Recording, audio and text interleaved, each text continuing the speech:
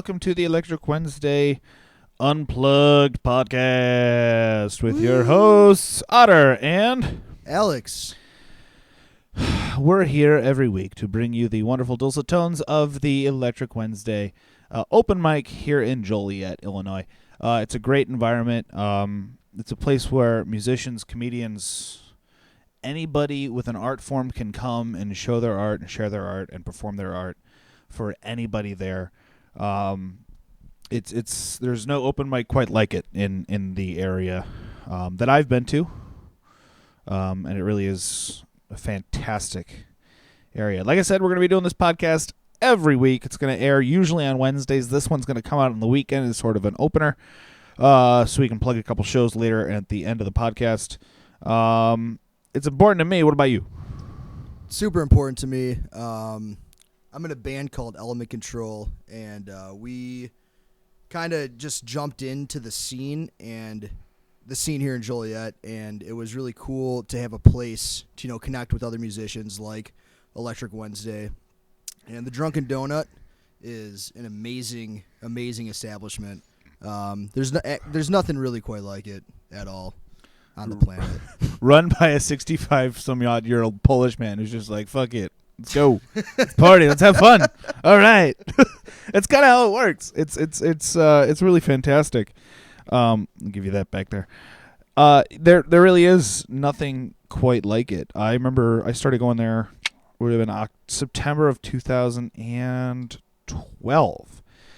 Someone had tipped me on it there, and they were like, hey, there's this thing going on, open mic, you should come and do. I'm a stand-up comedian, for those of you listening, by the way, that don't know who I am.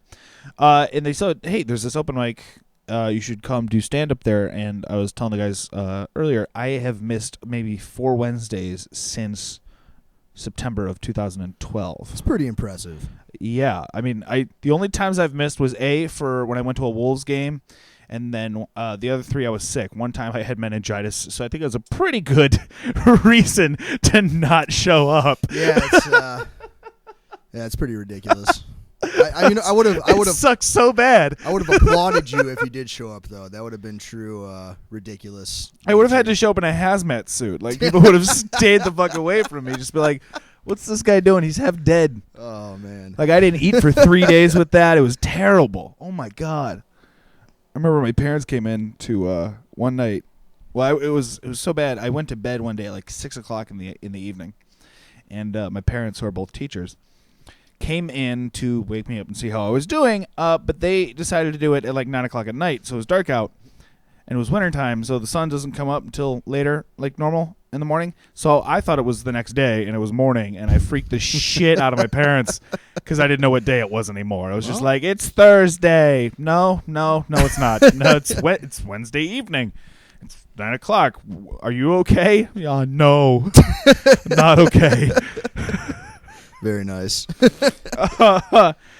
So one thing we're going to be doing here is every week we're going to have musicians and artists that and comedians that perform at the Donut come out, and we're going to interview them. We're going to talk to them, have them play some songs here eventually, play some of their songs on the podcast, and get you to know them. And if you like what you hear, come out to one of their shows. A lot of the shows in the area are free, and you really can't beat that for all the entertainment we have going on. But for this episode, we are going to interview each other because how fun! Oh, it's about to get dirty. So dirty.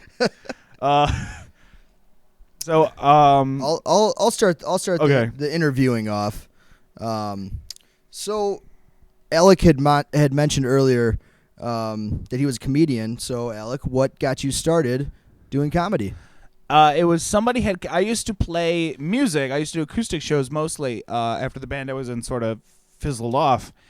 And one day somebody came up to me and said, hey, you're really funny in between songs. You should only do that. And my reaction was, what are you trying to say about my music? You dick. It's like, no, that guitar, put it away. You're not going to need it. You're not going to need it. Just talking to a microphone. That's all you got to do. And I was like, okay. So I tried doing stand-up, and for me it was one of those things where my first show, I probably sucked ass, But in my head, I killed, and that's why I'm still doing it after like 3 years. I've seen so many people get up there and do comedy for the first time and never like fail and realize they've sucked and never do it again because they just have that memory ingrained in them. They don't want to fail twice. But that's life. Oh, yeah, it is life. So you did mention that you were in a band, and I know that you play guitar. So when was the first time that you actually picked up guitar, and what inspired you to do so? Babes. No. Yeah, that's a great answer. It was one of the. I played tuba in high school, and I started playing guitar maybe around 8th grade, and I've been playing tuba since 5th grade. And for those of you listening, any tuba player you've met all of us. We're fucking weird. We really are. One of the tuba players in the band, I remember turning around on the practice field, looked behind, saw him, and he looks at us, and the first words out of his mouth, I hadn't heard him speak the entire band camp, but he just looks at us and goes, "Get the lube." That's not a thing you want to hear someone say for the first time hearing them speak. Like, that's horrifying. But I started playing in 8th grade. I tried doing bass first, and eventually just moved to guitar.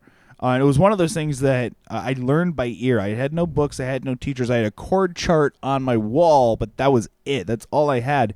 And it was a lot of fiddling around and figuring stuff out, which I use today in my playing now. I just started a band a couple weeks ago. And we're going to be playing this Wednesday, which this will air after that, so it doesn't even matter.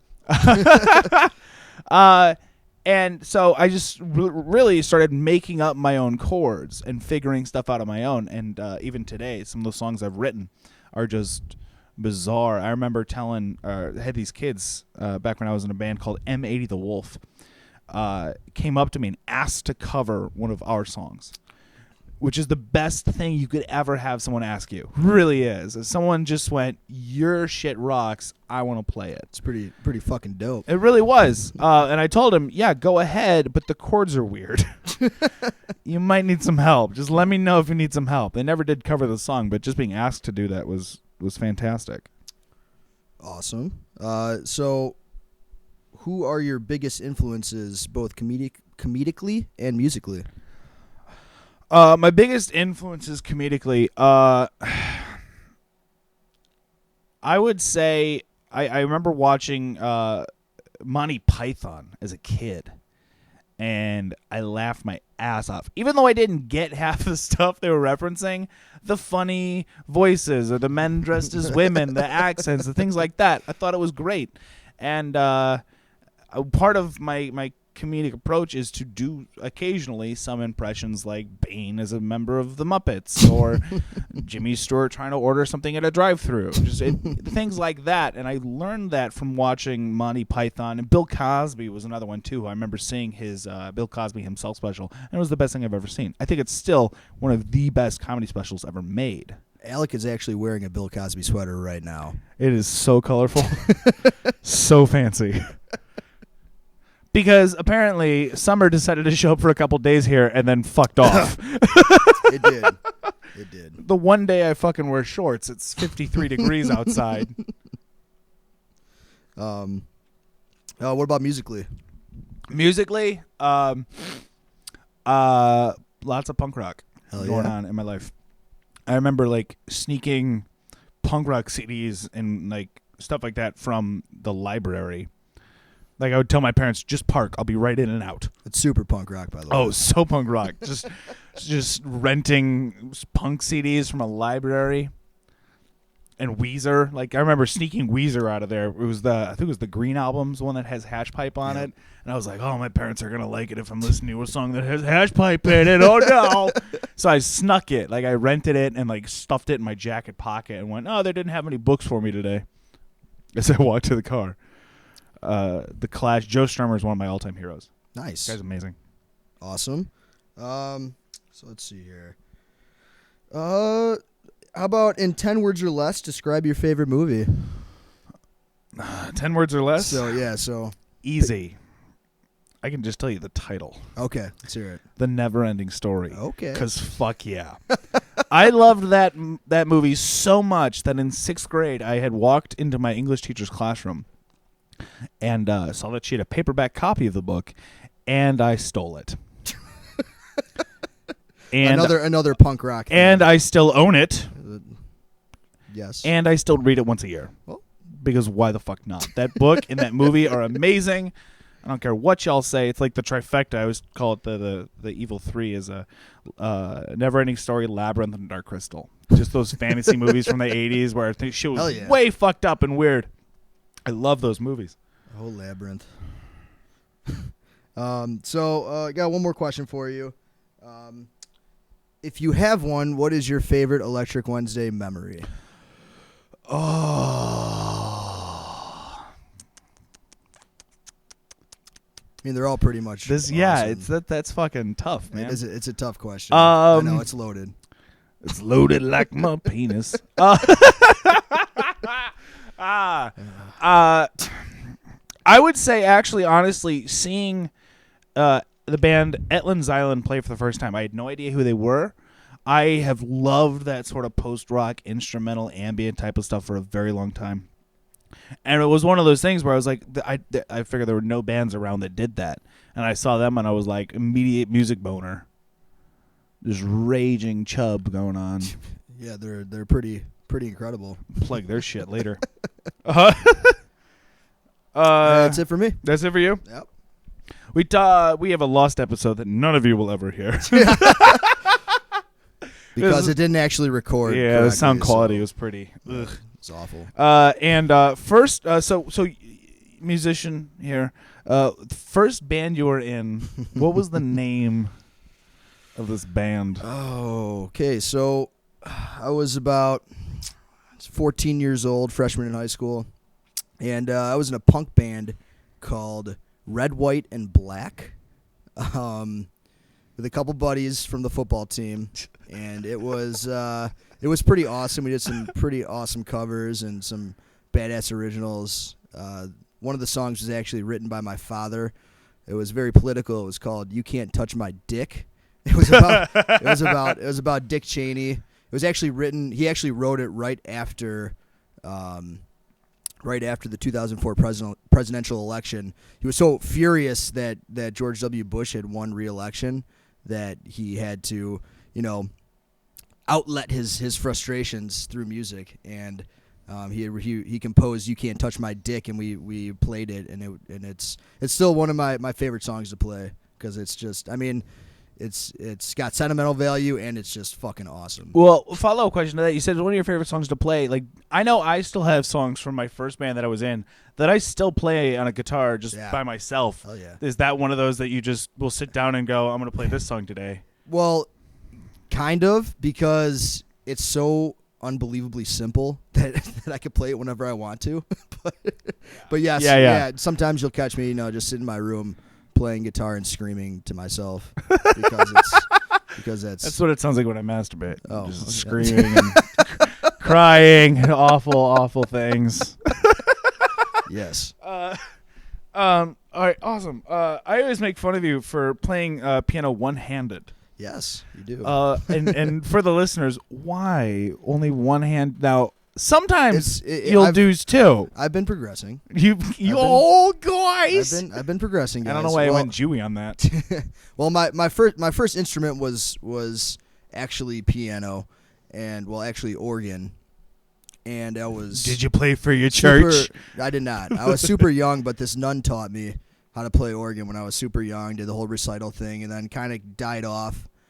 And a couple years after I quit doing that, my dad had got a guitar for himself, and I just kind of started sneaking playing it, and then he kind of just never played it, and then I kind of annexed it and started playing guitar and taught myself how to play guitar.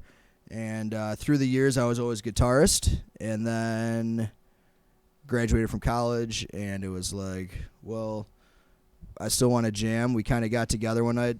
The other guys in my band got together, just like, hey, let's jam. I was like, you know what? I'm not going to bring my guitar. I'm going to bring this old keyboard that I had. And I brought it, and it was just kind of love at first hear. And it was pretty amazing. And so I at the beginning, it was difficult, kind of, but I mean, I had to figure out what I was doing, and now that I'm getting more fluent with the keyboard and how the notes flow together, it's kind of just flowing together like that, and I don't know. It's what one-handed. That actually leads right into my next question about your band Element Control. When did you start? How did you start? Things like that. Just we started. Plug your shit, bro. Yeah, we started little bit over about a year and a half ago, I guess, and it was winter time, and we were, like I said, just kind of got together and decided to jam and turned some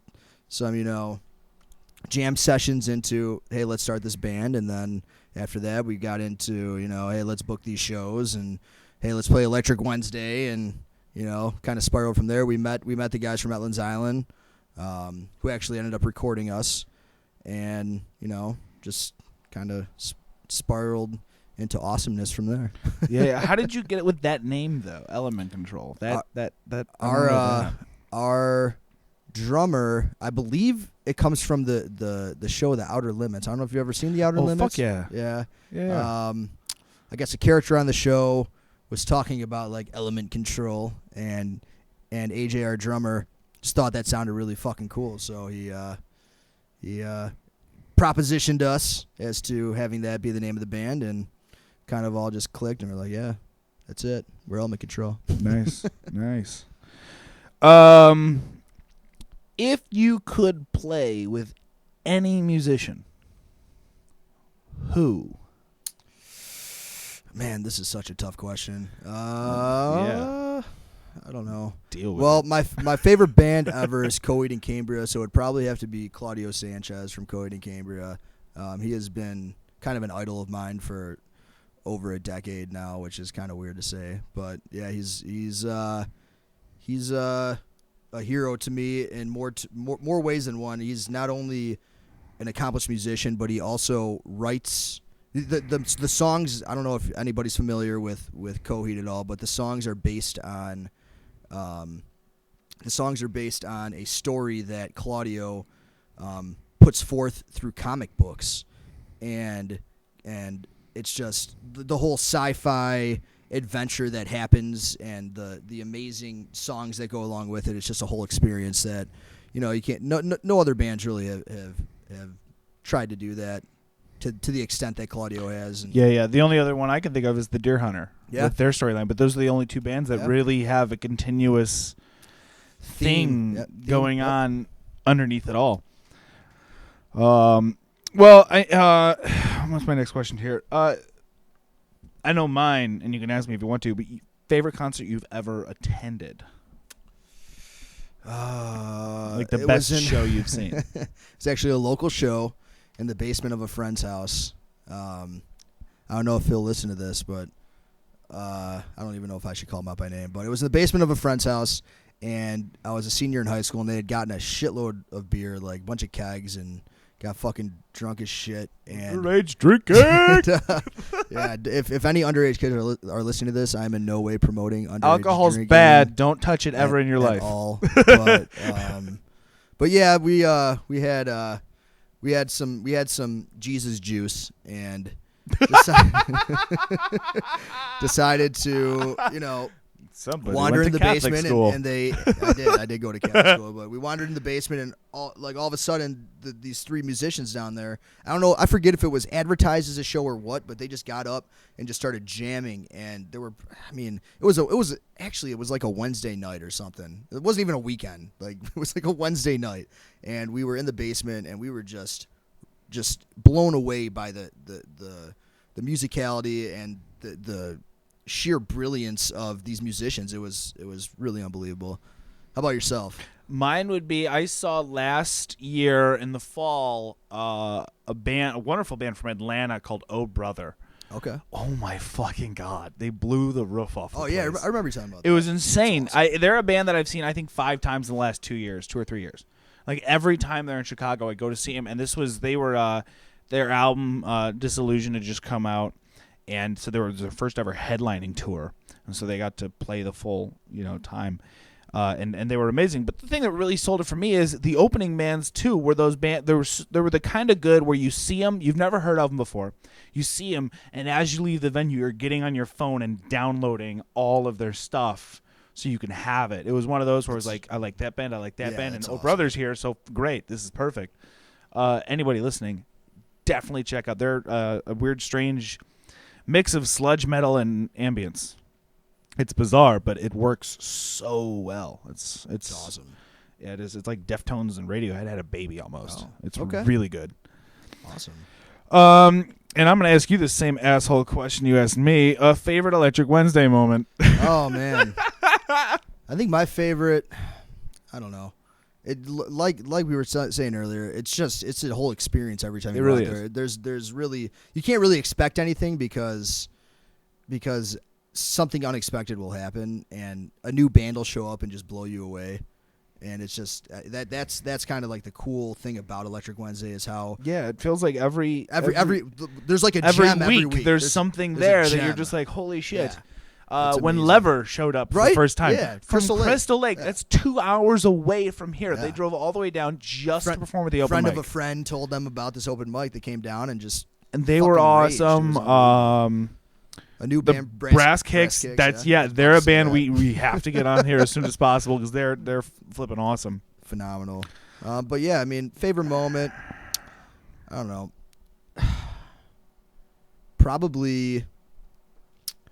I think one of the first times I went, I had actually never really seen anything like it. I remember seeing this guy. He was dressed up as a bear. In like a crab costume type thing. Oh my god! I do not remember that. Yeah, he called himself "Point Your Pistol at the Sky," I believe, and it was it was like a performance art piece. I've seen that. It was really, really crazy. I still have some videos of that on my phone because it just like it really blew me away at how awesome it was. But yeah, it's probably my favorite moment. My first time there was a guy in like a bear outfit in a suit just wandering around.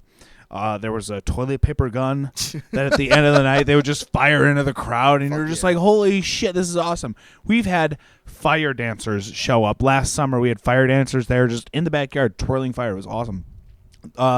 Last Wednesday there was a professional balloon artist there. Yes, there was. It was amazing. This guy had graduated college and was in the backyard making balloon creations for everybody free of charge just to do it. And that really exemplifies like what Electric Wednesday is. We just do it to do it. That's it. It's simple as that. We don't get paid. We don't make any money. We just go there to hang out with friends and meet new people every week. And we're kind of, it's really a scene. It's a scene building exercise, honestly. Like going there every week, you go there and more new faces show up and they just see how awesome the scene is, and we just keep adding more and more bands to the scene that we have here in Joliet, which is just growing out of control, and it's awesome. I love it. Yeah, I'm so excited to see it getting back to strength, because when I was in high school, the scene here was huge. Yep. It was enormous. It was awesome. There's so many good bands in the area. I mean, Article 57 was running around doing their thing. Ryan's Hope was 8 Hour Company, Project Threeville, Vagabond Haven, these great bands. And like it felt like after I graduated high school, it all sort of died down a little bit for a couple years, and there wasn't anything here. And part of it, I think, might have been the venues in the area were taking advantage of some of the musicians, like absolutely, Live 59 and the Corova Music or whatever, and Morris and some places like that. And so it died down because it sort of felt like it no longer became as fun for people for a couple of years. Yep. And then now we're breathing life back into it. It's coming back. We might as well move into the plugs now, because I'm going to talk about the 3-day showcase, which made 23rd, 24th, 25th at Bobby McGee's in Crest Hill. And if you want to get an idea of what the scene is like, if you're in the Joliet area and listening to this, come to that show. It's going to be incredible. That's the scene we've built now. Is all these really? My band is doing our first proper show there on the 25th. Edlin's Island is playing. I know. What date are you? On the 24th. The 24th. 24th. Saturday. And all 3 days are free, so you don't even have to pay a cover charge for all 3 days. You just walk in, you're good. The lineups are incredible. I mean, it's. I'm gonna pull them up on my phone now just to read them off to you guys because it's insane in the membrane. Insane in the membrane. Yeah, we really do handpick the bands that we want to, join up with these lineups, and every single one is an amazing musician. Every person, every band is absolutely amazing. I really want to give a shout out to Angie of Edlands Island for really bringing the scene together. She's kind of like the face of the scene here in Joliet. She's a mama bear. She is. She's the She's matriarch. Gonna kill me when she hears that I said that. I'm gonna be murdered so fast. He's the mama bear. Dead. If you're listening right now, Angie, we love you. So hard. Day 1, the 23rd. Gino Redevin, I think is what that is. Eddie Bartley will be there. Patrick Hurley, all the dim stars. Delta 88, Wedley Greens. Bear Force, Skin Dance, Future Women. Ryan Bennett and Chicago Made Funk will be there that day. Day 2. Let me pull it up here for a second. False Idols. This is day 2, the 24th. False Idols, Highway Rigger Bandits. Great folk punk band from the area. Lever, the band we mentioned from Crystal Lake. Element Control, Edlands Island. Bad Saddles is a really good group. Penrose Stairs, Anything, Kilgore Trout, and Overcast. So that's a solid lineup for that day too. Day 3, the 25th. We have playing myself. It's listed on the event page as Alec, Otter, Jones. But that being said, it has changed to my new band. We don't have a name yet. We're still trying to figure that out. I've always wanted to name a band This Is the Way the World Ends. Like from the T.S. Eliot poem. Like I've always wanted to fucking do that. Hell yeah. So we might do that for this group. So keep your eyes out in case This Is the Way the World Ends plays. That band, Pleasure's Paradox, a really good acoustic bit. Mass Invasion, Blues and Corduroys. The Brass Kicks are playing that night. Almost a Mob and the Red Tones. It is important to know that it is all ages until 10:30 at these shows. If you're under 21 listening to this, you can come to the shows until 10:30. Which means you can see my new band. Because we're going to play first. To see my band. We'll see what happens. We'll see what happens. No cover, free show. That being said, though, it is important that you do support the musicians that are there. So we will have a donation collection bucket thing that you can throw $1 or $2 in. We've had cigarettes end up in there before, which I have smoked because I'm a poor bastard. It's awesome. A free cigarette. It's a Winston. I don't care. I'm going to smoke it anyway and hate myself. Did I tell you I once smoked a whole pack of Pall Mall Red Unfiltered? That's really disturbing. Oh, my God. I'm one of those people that, like, when I used to smoke Camel Blues, I used to be like, oh, shit, I got soft packs. I could, like, feel old school and stuff, carrying around a soft pack. I can, like, tap it and the cigarette will pop out. So I was cheap one day. I didn't have enough money, and I said, oh, they have Pall Mall Reds, which I would smoke if I couldn't get Camel Blues. And so I was like, oh, they have those in soft pack. I'm going to buy a pack of those and get them. And I get in my car, and I open it up, and it's just a cigarette sitting there. And so I was like, oh, maybe this is like a weird upside mess. Down. Yeah, maybe they messed this one up somehow, and the filters are on the other side. So I flip it over, and I open the pack, and no filters whatsoever. It was just a pack of 20 unfiltered Pall Mall Reds. In no way are we promoting smoking cigarettes. No, not at all. Sponsored by. Nope. Yeah, that was a terrible moment. I smoked the whole damn thing though. Oh, well, I Just mean, you spend money on it, thing. so I probably would have done the same right, thing. yeah. And I did not. I tried to finish them as quick well, as here's what I possible. did. I bought another pack. Oh, well, okay. And then in between each one, I would smoke one of the unfiltered. Well, it's probably smart. Yeah. You know what? If I had kept smoking those, I probably would have quit smoking. I'd be like, fuck this. I don't want to do this. I don't want to do this anymore. So do we have another comedy showcase coming up? We do. June 20th is the next stand-up showcase at the Drunken Donut. We have every third Friday of the month, we are going to have a stand-up comedy showcase featuring local Chicago area comedians that are looking for a place to get out and do their stuff. Not guys that are headlining clubs or anything like that, but guys that are looking for exposure, looking to get out there. Those are really important too. And the first two we had were an unbelievable success. They were awesome. I didn't expect us to get 50 people plus, maybe even more, in that place for a comedy show. It was awesome. I mean, yeah, it was. I mean, that's the same kind of numbers that if you go to Zany's in Chicago, the smaller club, it's the same kind of numbers they get there. We had that. It's awesome. And those shows are free as well. We do take donations for the comedians because, let's face it, we're comedians. We need the help, all the help we can get. Psychologically and monetarily. Other than that, any element control shows coming up after the... We currently do not have any booked as of right now. You guys are recording, right? Or you just finished recording?